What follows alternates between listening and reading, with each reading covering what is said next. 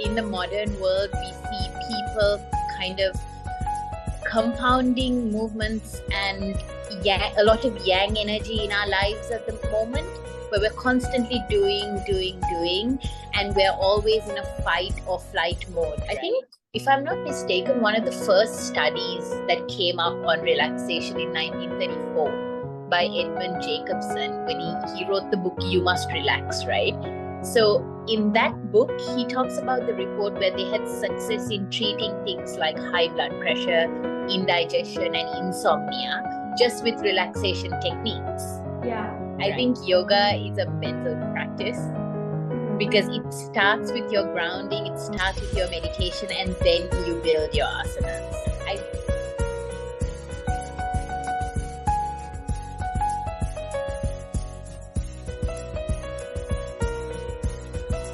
Vanakkam, Namaste, and hello everyone. Welcome to the 33rd episode of Inside the Minds of Great Yogis. In today's episode, we have a very special guest joining us. So we are joined by Aisha Wahab. And to start off, Aisha aims to educate on and guide you through restorative yoga for mindfulness meditation for a renewed, restored, and better you. In addition to her passion-driven purpose, she's formally qualified as a 200-hour registered yoga instructor, certified under the Global Yoga Alliance, and is constantly seeking new ways to refine her personal practice. As a teacher, her specialty lies in restorative and yin yoga styles and has been teaching a global audience via her personal platform since March 2020. Let's give a big round of applause to Aisha Wahab. Hi, Aisha. Thank you so much for joining us today. How are you doing? Hi, Swati. Thank you so much for having me, and it's wonderful to finally meet you. I'm doing really well. How are you today? I'm doing good, thank you. So I want to welcome you onto the show. It's a pleasure to have you. So I want to start off by asking you, how did your journey of yoga begin? Well, if I was to put it in a couple of words, it would just be the words stress and anxiety. That's exactly where my yoga journey began. I was quite young, actually. I was just out of high school, maybe 16, 17, and I had terrible health, to put it that way. There were many things that I was kind of dealing with, a lot of tummy issues, something that we're seeing very common when you associate with the term stress. To put it very simply, I was extremely stressed out. I was super anxious. I was moving away from home, going to college, and so many things. And I was actually diagnosed with hundreds of gastroenteritis and IBS and so many things. And then one doctor actually told me, he's like, "You're just really anxious, Aisha. Why don't you do something about that?" So I actually just went to a couple of classes, and I'm a very type A personality. So even with the asanas, I just wanted to be so perfect in my practice.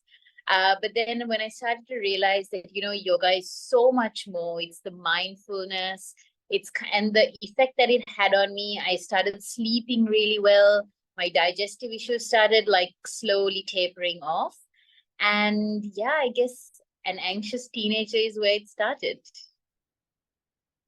Yeah, that's wonderful. Thank you for sharing your journey with us, Aisha. I think that was beautifully said. So the next question I want to come into is, what inspired you to start yoga with Aisha? I guess the name, as you can tell, is still a work in process. A common term that I constantly hear is the term "I'm stressed out," right? In the modern world, we see people kind of compounding movements and a lot of yang energy in our lives at the moment, where we're constantly doing, and we're always in a fight or flight mode, right?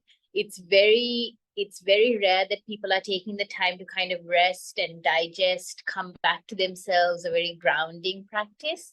So when the first lockdown happened for me, which was in March 2020, I had my yoga teaching certificate, which I had already got my license, but I had no intention of teaching. I did it just to better my practice.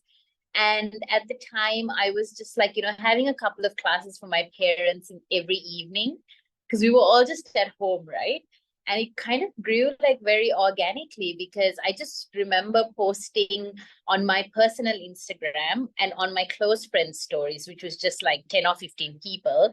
And I was like, hey guys, so I do this for my parents every evening. If you want to join, just like let me know. I'll send you a Zoom link. And it was crazy, like the response, like my friends, I still remember it was crazy hours for them. One of my friends in Poland with his mom, a couple of friends from Japan, Korea, like everyone joined, and it was just such a beautiful community. And then one of my friends was like, hey Aisha, I want to pass this on to a friend of mine, like how do they get in touch with you? And I was like, here's my number, like, let's just get in touch.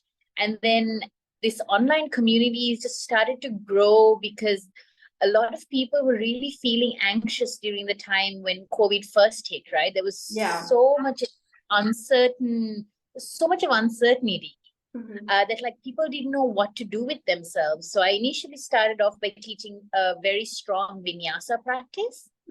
And then I started getting a lot of feedback like, hey, Aisha, I really like the last part of your class, the last 30 minutes. And I'm like, okay, so that's a more yin based style. And then I eventually just transitioned to restorative, kind of understanding what people needed. And that's where that's the root of my practice. It's very personal for me as well, because I went into yoga because I was extremely stressed out. Yeah. And now this is my time to kind of give back to the people around me. Yeah, well said, Aisha. And I think it's an incredible work you're doing with your platform, Yoga with Aisha. And I like how you kind of started this platform. You saw a problem and you kind of tackled it eventually, right? The COVID-19 pandemic has brought a lot of stress, mental health issues for so many people worldwide. And I think it's very necessary that we bring yoga and mindfulness for those people. So yeah, thank you. And I also think, Swati, like something that people kind of have this misconception is that yoga is just a form of exercise. Whereas even for me, like I was very sporty in school, like, swimming, netball, you name it, I would do it. And even for me, when I first got into yoga, I was like, oh, another sport. But then eventually, when I started to realize how much it actually helps my mental health, that's something I hadn't even bothered to look into. It was always physical health, right? Absolutely. And then when you start to realize the impact, and this may be a little controversial, but for me, I think yoga is a mental practice. Because it starts with your grounding, it starts with your meditation, and then you build your asanas. Yeah, absolutely. And I can agree with you on that. I think yoga can definitely help with mental health, and I think I can definitely vouch for that as well. It has helped me during difficult times, COVID-19 and everything. So kudos to you for all the incredible work you're doing, and I cannot wait to see more of the work you'll be doing in the future. So thank you for sharing that. And the next question I want to come into is, what approach of yoga do you resonate with? So if it isn't obvious already, for me, it's 100% restorative yoga. When I say resonate, I also have to preface this by saying I personally practice all forms, vinyasa, hatha, ashtanga, as a personal practice. But when it comes to sharing my practice with others around me, it's purely based on restorative at the moment. I think a perfect book to kind of that resonates with me really well is Judith Hanson's book on relax and restoration, where she talks about the relaxation solution. Right? So she talks about kind of getting through difficult times, stressful times. And she says actually the antidote to stress is relaxation. Right? And to relax basically means to rest deeply, because rest is very different from sleep. In certain states of sleep, and especially deep sleep, people go into periods of dreaming. And when you dream, there's increased muscle tension, and there are a lot of physiological signs of tension in the body, right? So when you relax, it's a state where there's actually no movement, no effect, and most importantly, your brain is quiet, right? So the funny thing is, we have our bodies haven't changed much in the past 100 years, right? Our bodies are still the same. So stress has been a physiological response to the mind body since time began. Like our ancestors, they would feel the stress receptors in their body for aggression of a hungry animal, right? Yeah. But for us, we live with things like anxiety of COVID, like losing a job in this economy, maybe health crisis of a family member. So we still have ancient bodies, but we have modern problems. Yeah. Right? Yeah. So what's happening is our nervous system still respond the same. We have a pretty high heart rate, our blood pressure goes up, and so many physical signs in your body that nowadays people don't really stop to think and say, hey, I need to reset, right? Yeah. So when we go into that fight or flight mode, our bodies basically shuts down anything that's not a priority to survival in that moment. So this then affects things like our digestion, our growth, our repair, and even our reproductive cells. Yeah. So I think, if I'm not mistaken, one of the first studies that came up on relaxation in 1934 by Edmund Jacobson, when he wrote the book, You Must Relax, right? So in that book, he talks about the report where they had success in treating things like high blood pressure, indigestion, and insomnia, just with relaxation techniques. Yeah. Right? Yeah. So even now, a lot of my clients who come to me come with issues like social anxiety, insomnia. Insomnia is like number one. So, I guess this is what I resonate with, because I have seen people directly benefit from the practice, no matter where they are in their life. So whether you're having insomnia, high blood pressure, even for some people at this point in time, I feel like their lives are so on overdrive that when they come to a 1 hour practice, they're like, you know what, I'm just coming here because it's the only time I can stay away from my family, stay away from my phone, and just like be with myself for an hour. Yeah. Thank you for sharing that, Aisha. I think that was very informative. And also thank you for the book recommendations that you've mentioned there. No worries. Yeah, thank you for sharing that. And the next question I want to come into is, do you have any yoga asana recommendations to calm your nervous system? Yes, I do. And the first one is actually the most simple, where you're seated down. Even if you're at office, you're at your lunch break, you're just seated down and you come back to your breath, right? Yeah. What we call the centering breath. You simply allow your breath to move in and out through your nostrils. You're not doing anything too complicated. If you wish to, you can keep your eyes closed. But the main thing is not to strain or force your breath. Okay. Right? You just come back to your breathing. Another one I actually really like, which we call the basic relaxation pose, is you just lie down and you use as many pillows as you want with your body. So this can be under your head, under your knees, under your calves, wherever you need for that day. And just stay there for 5 to about 10 minutes. Okay. That's a really good one. Yeah. And one thing that I never miss, I try not to miss in any of my classes, and something I recommend to all of my students, no matter what the issue is that they come with, is legs up the wall. Okay. So you're lying down on the floor, your legs are up the wall. You get the same benefits that you do with any other inversion, and you're in a completely safe spot, right? Yeah. Some people even tell me they don't have time to do that. So to that, I say, before going to bed, just put your legs up your bed and just stay there, for about 5 to 10 minutes. And it really just helps reset how you feel, because your blood flow is inverted. Yeah. And it's such a wonderful pose that it even puts some people to sleep. Oh, okay. Wow. Yeah, so that's a really good one. Okay. Yeah, thank you. Thank you for sharing that, Aisha. And one of my favorite ones that you mentioned is the legs up to the wall, as well as Shavasana, where you can just lie down back and completely relax. It always takes me I know. It's amazing. And I think something that people don't realize is with restorative, we use a lot of props, right? Yeah. always tell my students, like, you need to feel comfortable. If you feel pain, if you feel a little distress, there's no point being here, right? So I think we all live with this mentality that when we pay and we go for a class, we need to feel pain. Like, that's something that we just need to break in the fitness industry in general. That's true. Yeah. So, when I give them a pillow and I'm like, hey, use the pillow, everyone's like, oh, okay, I didn't know I was going to sleep in this class. Right? Yeah. So even for these asanas that I just gave you, I recommend for anyone listening in to use pillows, use props, and, feel supported. If you're in a cold country, use blankets, like, you should feel like someone's giving you a hug. Yeah, feel cozy and like, Yes, warm. Yeah. exactly. Keep a cup of tea, like, do what you have to do. Yeah. It definitely is a form of self-care.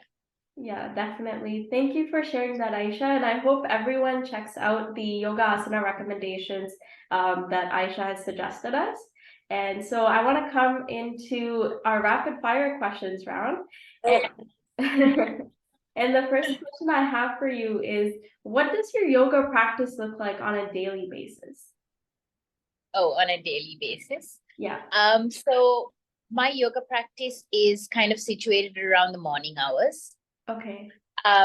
When I wake up, I start off with a little bit of stretching. I'm usually on my mat the first thing.